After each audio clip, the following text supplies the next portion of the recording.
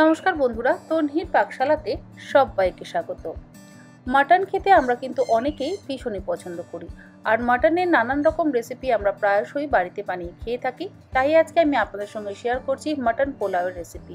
খুব কম উপকরণ দিয়ে কিভাবে বানিয়ে নেবেন দারুণ সুস্বাদু এবং ঝরঝরে মাটন পোলাও, দেখে নেওয়া যাক আমার আজকের এই ভিডিওটিতে। মাটন পোলাও বানাবার জন্য নিয়েছি 1 কেজি 250 খাসির মাংস। এখানে রয়েছে সামনের রান, তার সাথে কিছুটা পরিমাণে সিনা আর কিছুটা পরিমাণে চাপ। সব রকমের পিসই আমি এখানে ব্যবহার করছি। আর এখানে নিয়েছি 5টা স্লাইস করে কুচিয়ে নেওয়া পেঁয়াজ। তার সাথে রয়েছে 5-6টা কাঁচা লঙ্কা। লঙ্কার পরিমাণ নিজেদের স্বাদ অনুসারে দেবেন। 1.5 ইঞ্চি আদার টুকরো, আদাটা ছোট টুকরো করে কেটে নিয়েছি। আর রয়েছে 25 কোয়া রসুন। এবার গ্রাইন্ডিং জারের মধ্যে আদার টুকরো, রসুনের কোয়া, কাঁচা লঙ্কা আর অল্প একটু জল দিয়ে মশলাটা বেটে নেব। লঙ্কার পরিমাণ আবারও বলছি নিজেদের স্বাদ অনুসারে ব্যবহার করবেন। মশলাটা আমার ভালো করে বেটে নেওয়া হয়ে গেছে। এবার আমি একটা প্রেসার কুকারের মধ্যে নিয়ে নিচ্ছি ধুয়ে পরিষ্কার করে জল ঝরিয়ে রাখা মাংসের টুকরো। তার মধ্যে দিয়ে দিচ্ছি কিছুটা পরিমাণে স্লাইস করে কুচিয়ে নেওয়া পেঁয়াজ। মোটামুটি এখানে আমি 2টো স্লাইস করে কুচিয়ে নেওয়া পেঁয়াজ ব্যবহার করেছি। আর দিচ্ছি বেটে নেওয়া আদা, রসুন আর কাঁচা লঙ্কা। 1/2 চা চামচ শাহি গরম মশলার গুঁড়ো দেব। এখানে 1/2 চা চামচ পরিমাণে হলুদের গুঁড়ো, 1.5 চা চামচ জিরে গুঁড়ো, 1 চা চামচ ধনে গুঁড়ো, 1 চা চামচ গোলমরিচের গুঁড়ো, 1/2 চা চামচ কাশ্মীরি লঙ্কার গুঁড়ো, 1.5 টেবিল চামচ পরিমাণে লবণ। আর দেব এর মধ্যে 100 গ্রাম পরিমাণে টক দই। তার সাথে দিয়ে দিচ্ছি 2 টেবিল চামচ পরিমাণে ঘি। ঘিয়ের বদলে আপনারা সর্ষের তেলেরও ব্যবহার করতে পারেন, তবে যেহেতু পোলাও বানাবো তাই আমি একটু ঘিয়ের ব্যবহার করছি। এবার সমস্ত কিছু দিয়ে ভালো করে মেখে নেব।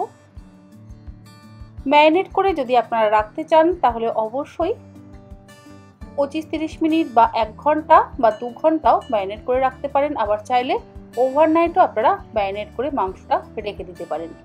আমি আর মাংসটা ম্যারিনেট করে রাখছি না, ভালো করে মেখে নিয়ে প্রেসার কুকারের ঢাকনা বন্ধ করে গ্যাসের ফ্লেমটাকে হাইতে করে দিয়ে প্রথমে 2টো সিটি দিয়ে মাংসটা সেদ্ধ করে নেব। তারপরে গ্যাসের ফ্লেমটাকে লোতে করে দিয়ে আরও 10 মিনিট আমি মাংসটাকে সেদ্ধ করে নেব। 10 মিনিট পর গ্যাসের ফ্লেমটাকে বন্ধ করে দিয়ে স্টিমটাকে রিলিজ হওয়ার জন্য অপেক্ষা করব। অপরদিকে একটা বাটির মধ্যে নিয়ে নিচ্ছি 2.5 বাটি পরিমাণে পোলাওয়ের বাসমতি চাল। 3 থেকে 4 বার জল বদলে বদলে চালটাকে ভালো করে প্রথমে ধুয়ে চালের এক্সট্রা জলটা আমি ঝরানোর জন্য একটা স্ট্রেনারের মধ্যে রেখে দেব। আমি এখানে বাটির মাপ করে চালটা নিলাম, আপনারা চাইলে গ্লাস বা কাপের মাপেও কিন্তু চাল নিতে পারেন। আর চালটা ধুয়ে নেওয়ার পর দেখুন চালটা আমি একটা বড় স্ট্রেনারের মধ্যে রেখে চালের এক্সট্রা জলটা ঝরিয়ে নিচ্ছি। চাল কিন্তু আমি ভিজিয়ে রাখছি না। অপরদিকে প্রেসার কুকারের স্টিমটা রিলিজ হয়ে গেছে।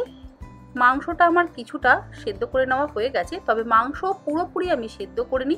মোটামুটি 25 ভাগ আমি মাংসটা সেদ্ধ করে নিয়েছি, বাকি 75 ভাগ আমি কড়াইতে কষিয়ে কষিয়ে মাংসটা সেদ্ধ করব। আপনারা চাইলে আরেকটু বেশি সময় ধরেও প্রেসার কুকারে মাংসটাকে ভালো করে সেদ্ধ করে নিতে পারেন। অপরদিকে কড়াইতে দিয়ে দিলাম 4 টেবিল চামচ পরিমাণে সর্ষের তেল। তেলটাকে ভালো করে গরম করে নেওয়ার পর বাকি যে পেঁয়াজ কুচোনোটা ছিল সেটা আমি তেলের মধ্যে দিয়ে গ্যাসের ফ্লেমটাকে মিডিয়াম টু হাইতে করে দিয়ে পেঁয়াজটাকে একটু লাল করে ভেজে নেব। আমি এখানে সর্ষের তেল ব্যবহার করছি, আপনারা চাইলে শুধুমাত্র ঘিয়ের ব্যবহারও করতে পারেন, আবার চাইলে সাদা তেলেরও ব্যবহার করতে পারেন। যে তেল আপনাদের পছন্দ সেই তেল দিয়েই কিন্তু আপনারা পোলাওটা বানাতে পারেন। তবে সর্ষের তেলের স্বাদটা আমার মনে হয় বেশি ভালো লাগে, যেহেতু আমরা মাটন রান্না করছি তাই আমি সর্ষের তেল ব্যবহার করলাম।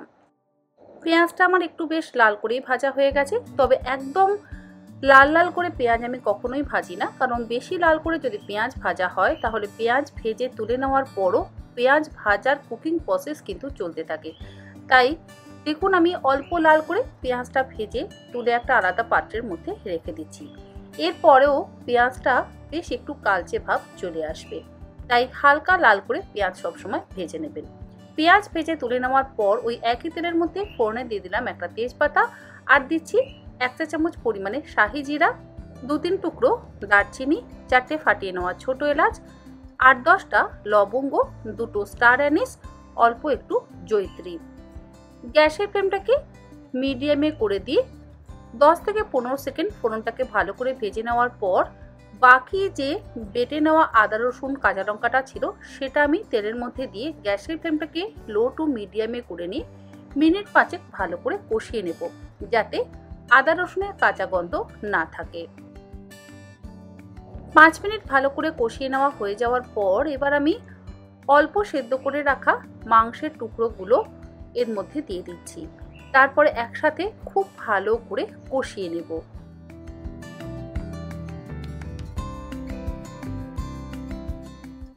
এই কষানোর সময়তেও আমি লবণের ব্যবহার করছি।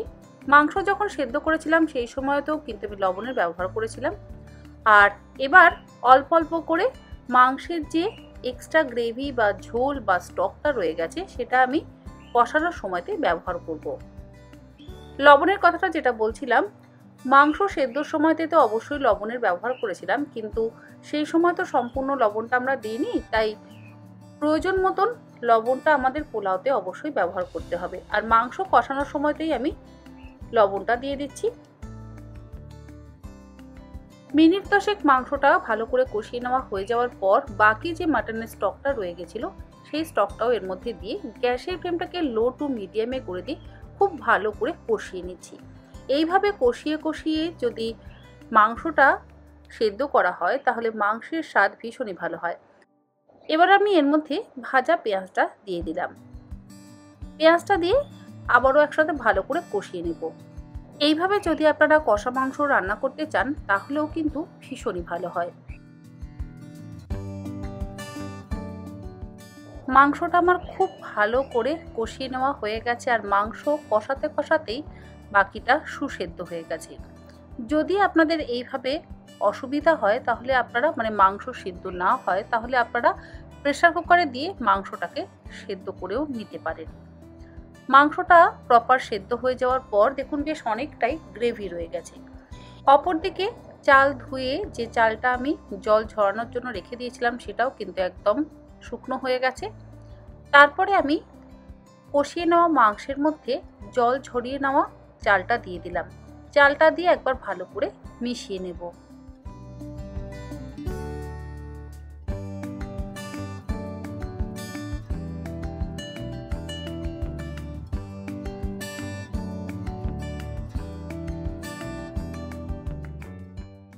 চালটা দিয়ে ভালো করে মিশিয়ে নেওয়া হয়ে যাওয়ার পর এর মধ্যে দিয়ে দিচ্ছি পরিমাণ মতন জল। এই বাটি মেপে আমি চাল নিয়েছিলাম, তাই এই বাটি মেপেই 5 বাটি দিয়ে দেব জল। প্রথমে আমি 4 বাটি জল দিচ্ছি, তারপরে কিছুক্ষণ আমি চালটাকে সেদ্ধ করে নেওয়ার পর দিয়ে দেব বাকি আরও 1 বাটি জল। আর এখানে আমি গরম জলের ব্যবহার করেছি, ঠান্ডা জলের ব্যবহার কিন্তু একেবারেই করিনি।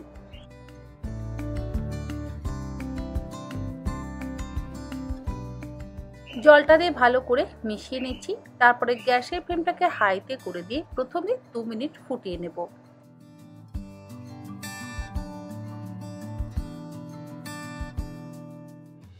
হাই ফ্লেমে 2 মিনিট ফুটিয়ে নেওয়ার পর উপর থেকে দিয়ে দিলাম 4টে চেরা কাঁচা লঙ্কা।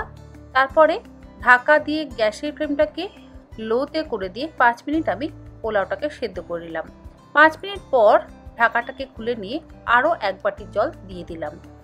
প্রথমে 4 বাটি জল দিয়েছিলাম, তারপরে কিছুক্ষণ সেদ্ধ করে নেওয়ার পর বাকি 1 বাটি জল দিয়ে দিলাম।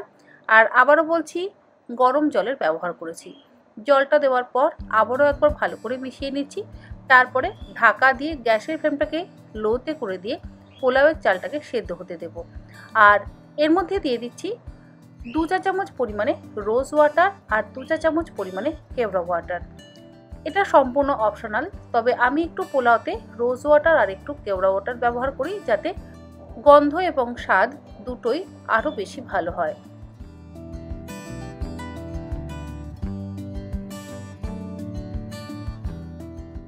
সব কিছু দিয়ে মিশিয়ে নেওয়ার পর ঢাকা দিয়ে আবারও গ্যাসের ফ্লেমটাকে লোতে করে দিয়ে 5 থেকে 6 মিনিট আমি পোলাওটাকে রান্না করে নেব। 5 মিনিট পর ঢাকনাটা খুলে নিলাম। আমাদের মাটন পোলাও বা মাংসের পোলাও কিন্তু একদম তৈরি। এবার আমি এটাকে সার্ভ করছি।